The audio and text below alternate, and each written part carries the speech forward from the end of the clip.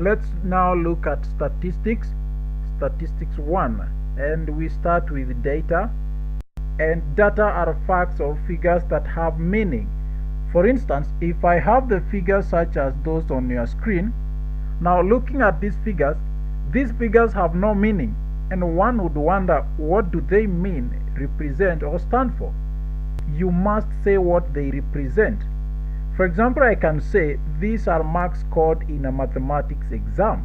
So if I say that, this is now called data. It has meaning.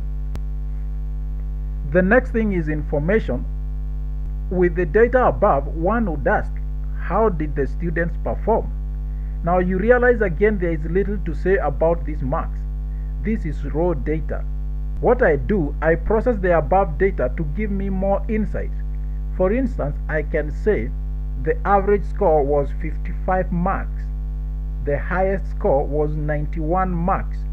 The lowest score was 28 marks. Now what I have done is process the data to get information. I can now have something to report. With an average of 55 marks, I would say the performance was slightly above average. Simply, statistics is information represented in numerical form. The field of statistics deals with data collection, organization, processing, analysis, and presentation. Now, where do we get this data from? There are two sources of data. One is the primary source, and primary sources is data collected firsthand, that is for the first time. On the other hand, secondary data is data that had been collected by others that one wants to use to make some analysis. It may be stored somewhere, for example, archived. Now, data can be collected through observation, questionnaires, interviews, and so on and so on. Once you collect data from the field, you need to record that data. So we use what we call frequency distribution tables.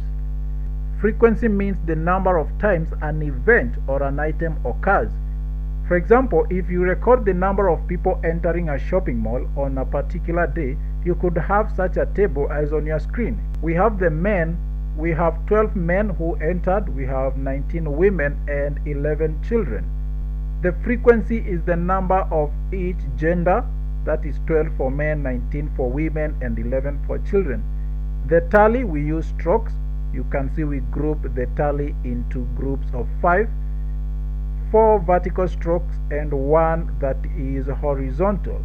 Each stroke represents one person, item, or event, and this is a frequency distribution table, and you can record any data that involves counting.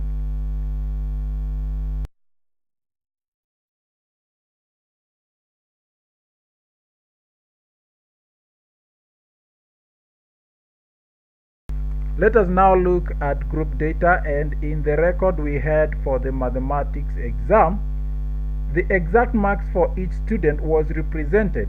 That data was ungrouped. We can now group that kind of data into classes.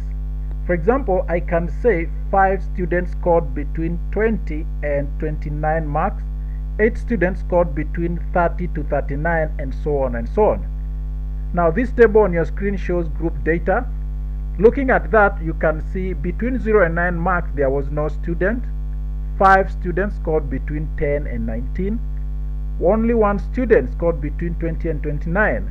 Up to the last class there, 3 students had a score between 50 and 59. In total, we had 17 students. When data is represented in this way, it is said to be grouped. Each group is called a class. The values 0, 9, 10, 19, 20, 29, and so on are called class limits for the respective classes. For example, in the class 10 to 19, 10 is called the lower class limit and 19 is the upper class limit. Grouping of data makes it easy to deal with large amounts of data. All you need to do is choose a class size. You need to choose a convenient number of classes depending on the amount of data that you have.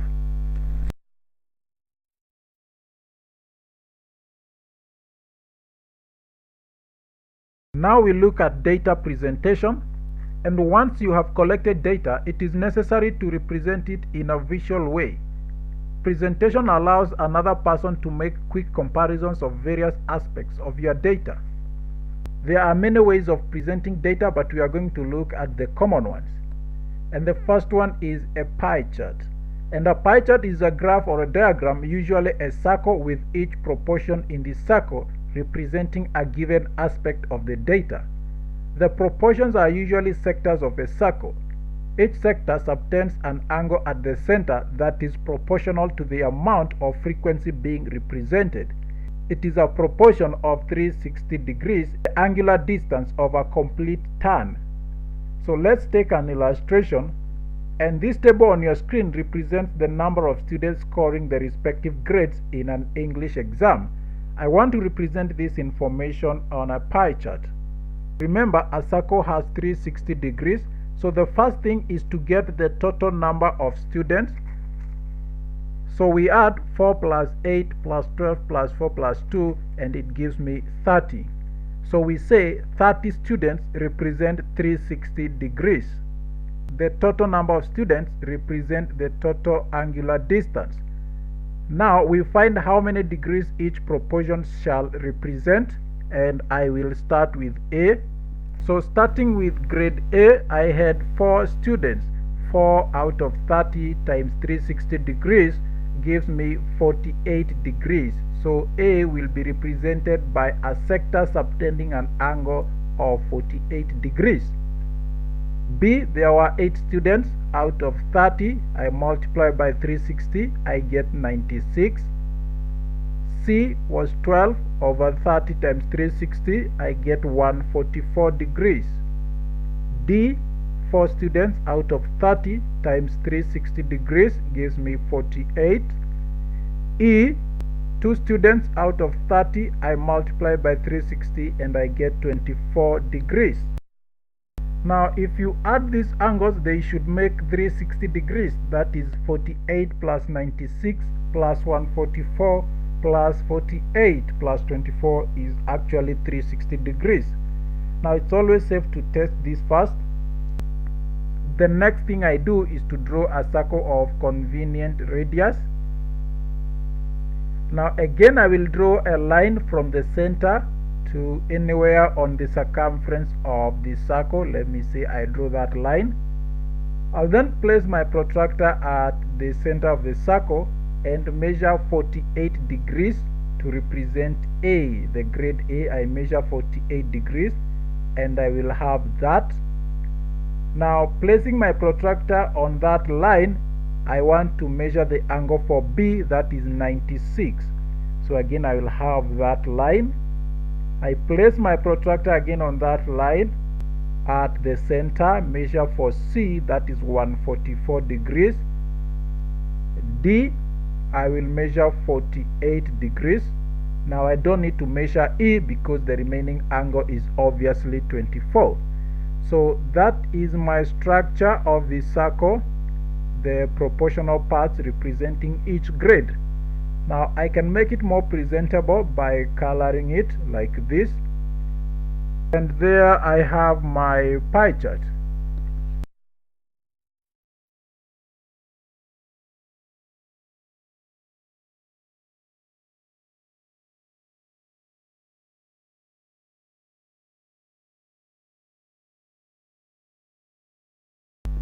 The next type of data presentation is using a bar graph or a bar chart. And a bar chart consists of rectangular bars, each bar representing one item.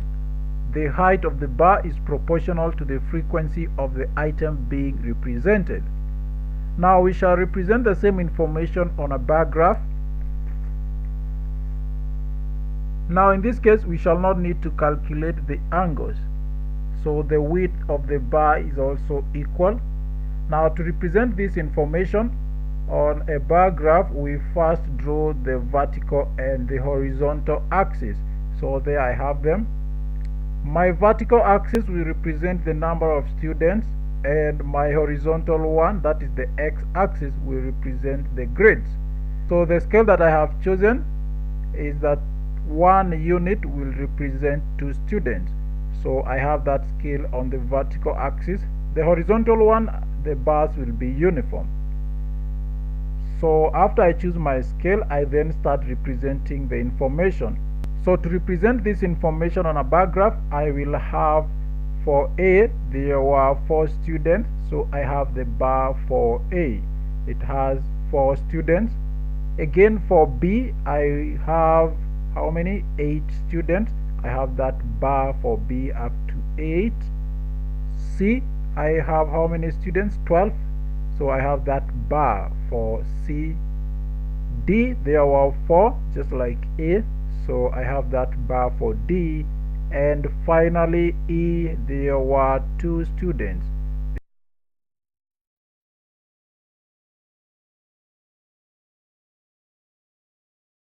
Now you must always give your graph a title, label the axis, and state the scale. Now with my bar graph there, I could give it a title like a bar graph representing the number of students scoring respective grades in an English exam. So my scale on the y-axis is that 1 unit represents 2 students. 1 unit represents 2 students. Maybe on your graph paper you can say 1 centimeter represents 2 students. On the x-axis, the bars are the same.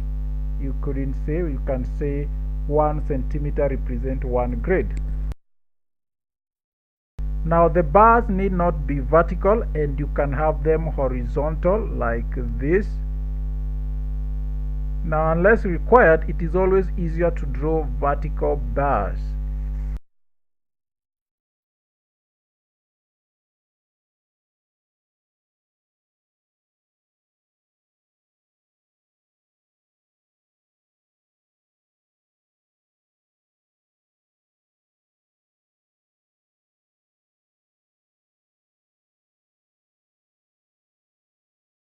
The next method of data presentation is use of what is called a histogram.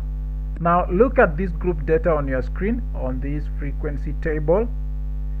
It shows the number of students scoring the respective marks. It is grouped data. Now I want to introduce something called class boundaries, and literally speaking, to get a class boundary, we take the lower limit in a class and subtract 0.5. The lower limit we subtract 0.5. For the upper limit we add 0.5. For the lower limit we subtract, for the upper limit we add 0.5. For example, in the class of 30 to 39, the lower class boundary will be 29.5. We have subtracted 0.5. The upper class boundary shall be 39.5. We have added 0.5. For the class of 40 to 49, lower class boundary is 39.5 after subtracting 0.5. The upper boundary is 49.5. We have added 0.5. The difference between the upper and the lower boundaries is called the class interval, class width, or class size. That is to say, class interval is equal to the upper class boundary minus the lower class boundary. For example, in our case, for the class of 30 to 39, the class interval is 39.5 minus 29.5, which gives us 10.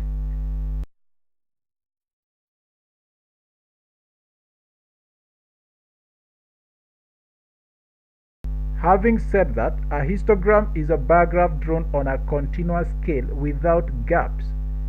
The area of each block is proportional to the class frequency. The height of the bar is obtained by F over W, which is called the frequency density, where F is frequency and W is the class width. We shall now use the class boundaries in our table. So our width was 10. So we'll have the table as shown here, and then we introduce the frequency density. So the class size was 10. So frequency is the number of students in this case. For example, in the first class, 3 over 10 should give us a frequency density of 0.3. Next is 8 over 10 giving us 0.8, and so on up to the last one. 10 over 10 is 1. So we now draw a histogram, the frequency density versus the class boundaries. So the frequency density is on the vertical axis and the class boundaries are on the horizontal axis. So we have our first bar from 29.5 to 39.5. We have a frequency density of 0.3. Now where that class ends, it means the next one begins, because you realize the upper class boundary of the first class becomes the lower class boundary of the next class. For example, in the first two classes, 39.5 is the upper class boundary for the first class, and the same 39.5 is the lower class boundary of the second class. So the bar will be continuous, there will be no gap. So for the class 39.5 to 49.5, the frequency density is 0.8. The next class 49.5 to 39.5, the frequency density is 1.5. Moving on, 59.5 to 69.5 is 0.6. We have that bar. From 69.5 to 79.5 we have 0.8, and the last class we have 1 up to 89.5. So there you have your histogram. Now notice that the graph didn't begin at point 0. Why? Because this will be a misrepresentation of facts. We start from 29.5. The graph there indicates that it doesn't begin from 0. Now, except for the starting point, this histogram appears just like a bar graph.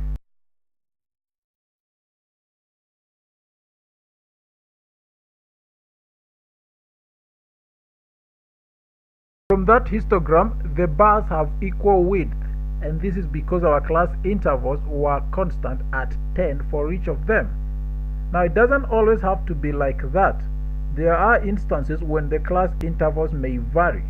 Now that would mean the bars would be having varying widths. For example, consider this frequency distribution table. We have classes there. For example, for the first class is 5 to 9, next is 10 to 14, 15 to 19. Now from the fourth class you realize we are moving from 20 to 34. So obviously the class boundary there is 15. The first three were 5, and then we move from 35 to 44, and that should be an interval of 10. The last one, 45 to 50, we have an interval of 5 there. So you can imagine the bars must have different width. Now we obtain the frequency density by dividing the frequency over the class size. So for the first class, the interval is 5, frequency is 2, and the frequency density is 0.4. The second class, we have an interval of 5 again, frequency is 4, and 4 over 5 is 0.8, that is the frequency density. Third class, the interval is again 5, frequency density is 1.2. Fourth class, from 19.5 to 34.5, that is an interval of 15. Frequency is 8. 8 over 15 is 0.53. The fifth class, we have an interval of 10. Frequency density becomes 8 over 10, which gives us 0.8. The last class, the interval is 5. Frequency density is 2 over 5, which gives us 0.4. From here we proceed and plot that graph. We first plot the XY axis. We have them there. The vertical axis representing the frequency density and the horizontal one representing the classes. So again, the graph will not start from 0. Choose an appropriate width of your bars, but remember the bars will not have a uniform width. Now common sense has it that the class with interval of 15 is 3 times as wide as the class interval of 5. This should and must be reflected in your graph. So for the first bar, 4.5 to 9.5, that is an interval of 5, and the frequency density is 0.4. So there we have that. Next, we have a bar of equal width as the first one. 9.5 to 14.5 again is a difference of 5, so the bar has the same width. Frequency density 0.8, we have it there. The third one again has an interval of 5, same width, with frequency density of 1.2. Next, we have the class between 20.5 to 34.5. That is an interval of 15. Now that will be 3 times as wide as the first 3. So there we have the bar, and the frequency density is 0.8. The next one is 34.5 to 44.5, an interval of 10. That is twice as wide as the first 3 bars. So we will have it there, and the frequency density was 0.53. Finally, we have 44.5 to 49.5, an interval of 5.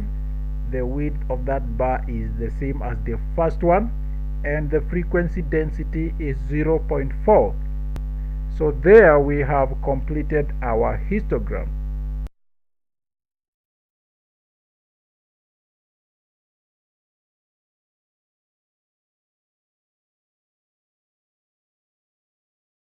The next type of data presentation is use of frequency polygons, and this is a graph in which the frequency densities are plotted against the class midpoints. A class midpoint is given by the upper plus the lower class boundaries divided by 2. In the class of 30 to 39, we shall have midpoint is 30 plus 39 over 2, which gives us 34.5. Now you need not to worry, you can also use the class boundaries. You don't have to use the class limits. The answer will still be the same.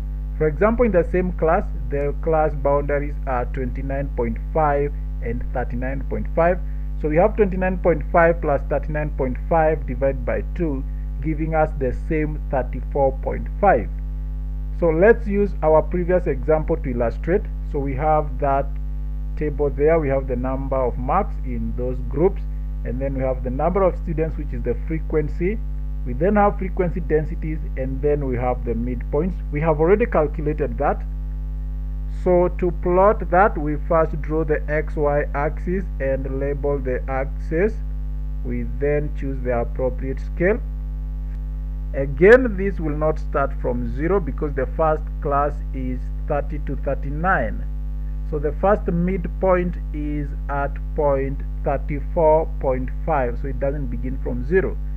So what I do for the first class, the midpoint is 34.5. What is the corresponding frequency density? 0.3, so I mark that. The next class, the midpoint is 44.5. Frequency density is 0.8. Again, I have that. 54.5, the frequency density is 1.5. I mark that. 64.5 is 0.6. I mark that corresponding point. 74.5 is 0.8. Again, I have that. 84.5 is 1. I mark that. So I have those dots representing the respective positions. Now all I need to do to complete my polygon is to join those points. There I have my frequency polygon. You can see I have plotted the frequency densities against the midpoints of the respective classes.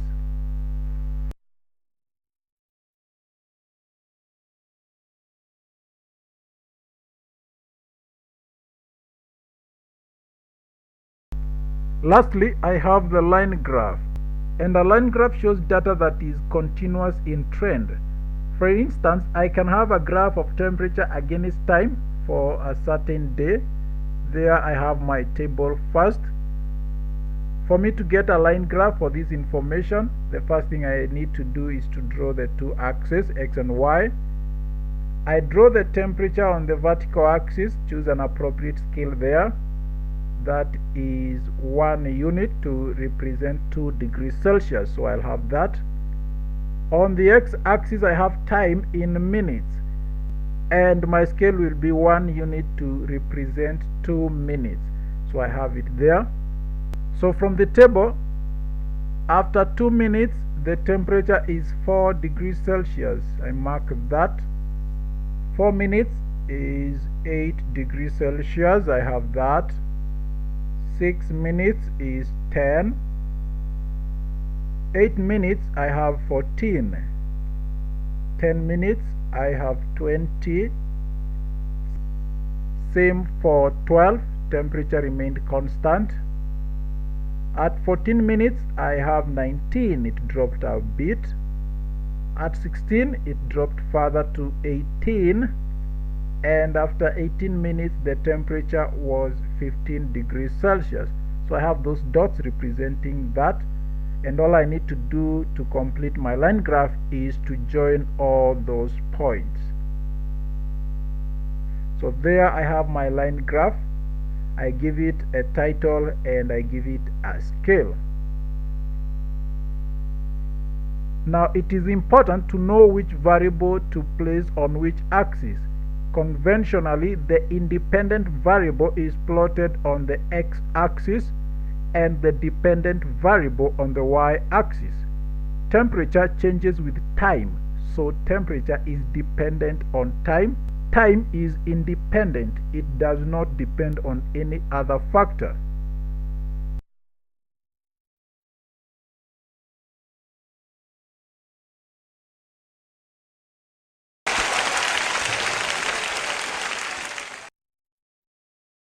We now look at the measures of central tendency, and there are 3 of them, which are mean, mode, and median.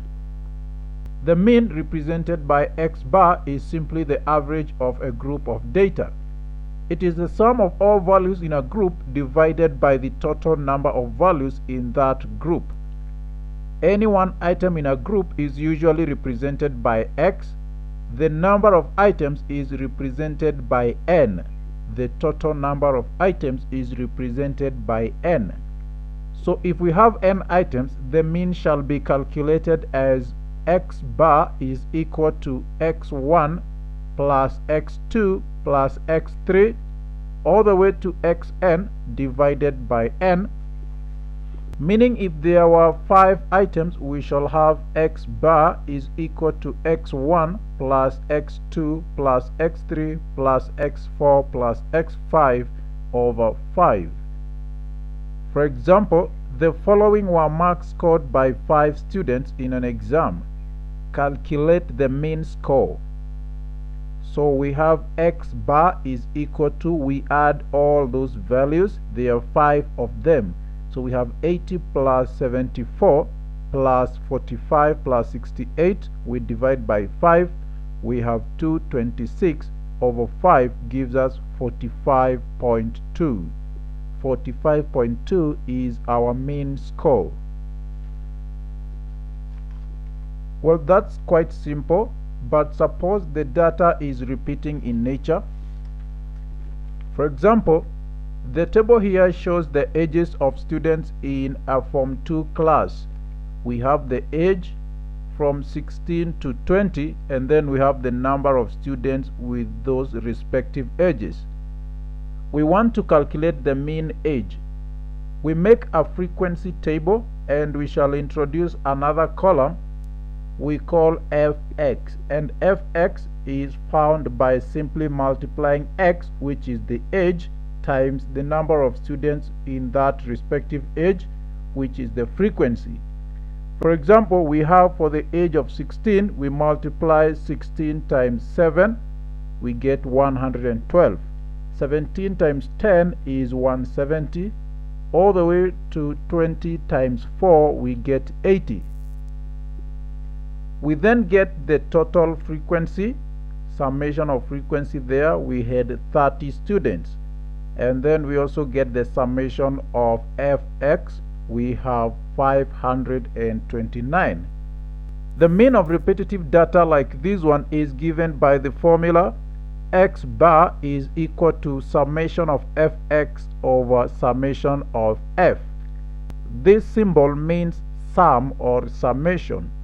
So in our case, we shall have 529 over 30, which gives us 17.6.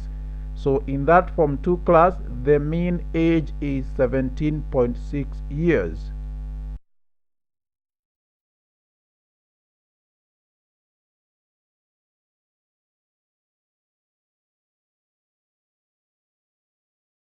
Let us now turn to mod, and mod is the value that occurs most in a list of values. If these are the figures, for example, the mod shall be 78. Why? Because it occurs 3 times. For a data that is repetitive, the mod is the value with the highest frequency. For example, in our previous table, we had the ages and the number of students with those respective ages, and the mod is 17 years because it has the highest frequency. There are 10 students with 17 years of age.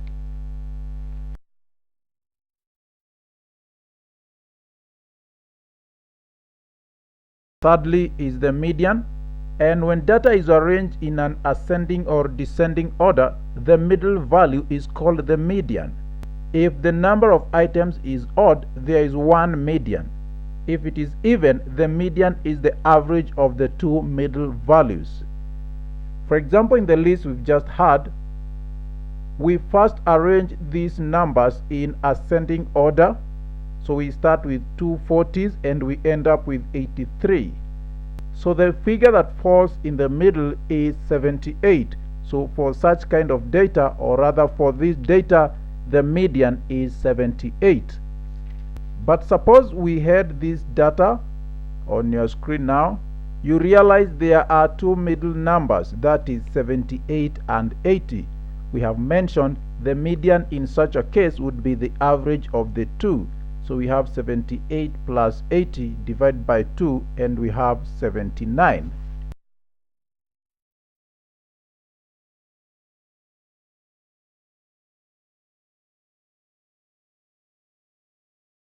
We now look at the mean, mode, and the median of grouped data. We look at the measures of central tendencies for grouped data. Now, for group data, the class with the highest frequency is usually the model class. As for the mean, we shall use the formula x bar is equal to summation of fx over summation of frequency. However, you may ask what will be x in this case. For instance, given a class of 0 to 9, within that range, what will be x? Now, in a grouped data, x is the midpoints of the classes. For the above, it shall be 4.5, that is 9 plus 0 divided by 2. Let us take an example, and on your screen we have a table representing a certain data.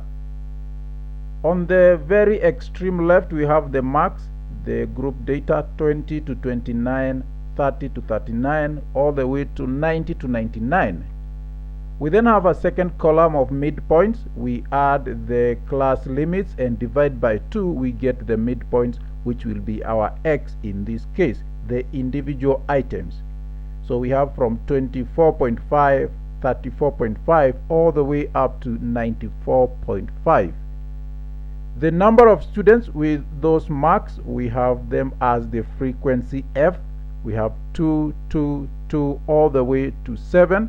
And the summation of frequency is 30. We had 30 students. We then have fx. We multiply x, which in our case was the midpoints, times frequency, and we start with 49. 34.5 times 2 is 69, all the way up to 94.5 times 7, which is 661.5. The summation of fx is 2085. Summation of fx is 2085. So the mean x bar is given by summation of fx over summation of f, which is 2085 divided by 30. That gives me 69.5. 69.5 is the mean of that group data.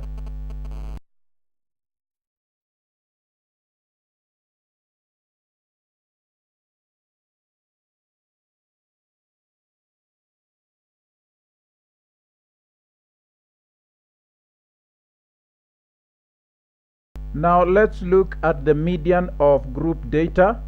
And to get the median of a given group data, we introduce another column called the cumulative frequency. Now here we simply add the previous frequency to the current one to obtain the cumulative frequency for that class. For example, in this table on your screen, the first cumulative frequency for the first class is 2. To get the cumulative frequency for the second class, we add 2 plus 2, we get 4. For the third one, we add 4 plus 2, we get 6.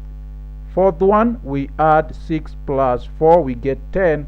All the way up to the last one, we have 30. So you realize the cumulative frequency for the last class must be equal to the total number of frequency. The cumulative frequency for each class shows the total frequency up to that class. We now reason like this. We have 30 students. The total number of students is 30. The median then lies in the 15th and 16th positions, correct? So we need the marks at the 15th and 16th positions and get their average so that we get the median. We said when the total frequency is an even number, it means there are two values that lie in the middle, and to get the median, we get the average of the two. So in this case, we have 30 students, which is an even number. It means the two middle values are 16 and 15. So we need to get the marks at the 15th and 16th positions, and we divide by 2 to give us the median. Now, up to 69 marks, there are 12 students. That is according to the cumulative frequency. We said the cumulative frequency for each class shows the total frequency up to that class. So up to 69 marks, there were 12 students. Then up to 79 marks, we have 18 students. Now this means that the 15th and 16th positions lie in the class of 70 to 79. It's very easy to see that. Why? Because the class behind it had a total of 12 students, yet we want the 15th and 16th position. Those positions lie in the class of 70 to 79. Now to find the median, we use the upper class boundary of the class just behind the median class. So in our case, the median class we've said is 70 to 79. So the class behind it is 60 to 69. Its upper class boundary is 69.5. Remember, our median has two values, 15th and 16th. So let's first consider the 15th position. Up to 69.5, the upper class boundary of the class behind the median class, we have 12 students. To go to the 15th student from this point, we need 3 more students. From 12 to 15, we need 3 more students. So where do we get them from? We get them from the next class, that is the median class. Now up to the median class, we have 18 students. Now out of this, we need only 3 to get to the 15th position. The class interval for the median class is 10, that is 79 minus 70. So we go like this. We have 69.5 plus 3, which is the number of students we need, out of the total 18 multiplied by the class width, which is 10. If we do that, we get 71.17. Next, we consider the 16th position. Our median lies in 2 positions. To get there, we need 4 more students, that is from the class up to 69.5. We had 12 students, so to get to the 16th position, we need 4 more students, and we are getting them from the median class, which is next. So we go like this, 69.5 plus 4, the number of students we need, out of 18. Up to the class of 70 to 79, we have 18 students. Multiply by 10 the class width. and we get 71.72.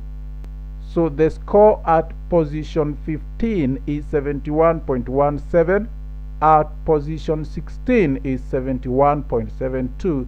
So all we need now is to get the average of the two, and we have 71.44.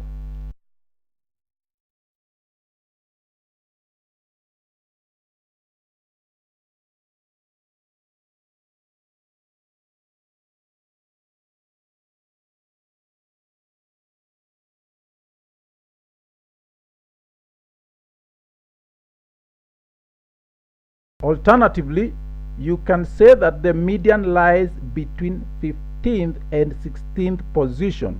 We had seen that. So the average of the two is 15 plus 16 over 2, which is 15.5. So you can say the median is in the 15.5 position. So in the previous class, before the median class, we had 12 students. So to get up to 15.5 from 12, we need 3.5 from the median class up to where we have 18 students. So we just do as we did, 69.5 plus 3.5, the number we need, over 18 times 10, and we get 71.44. The same figure we got when we used the average of 15th and 16th positions.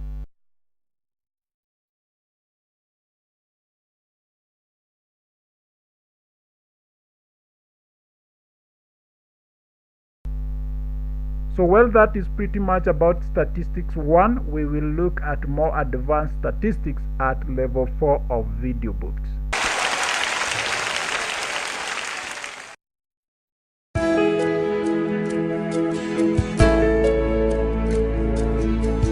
You can make a bigger difference in the world.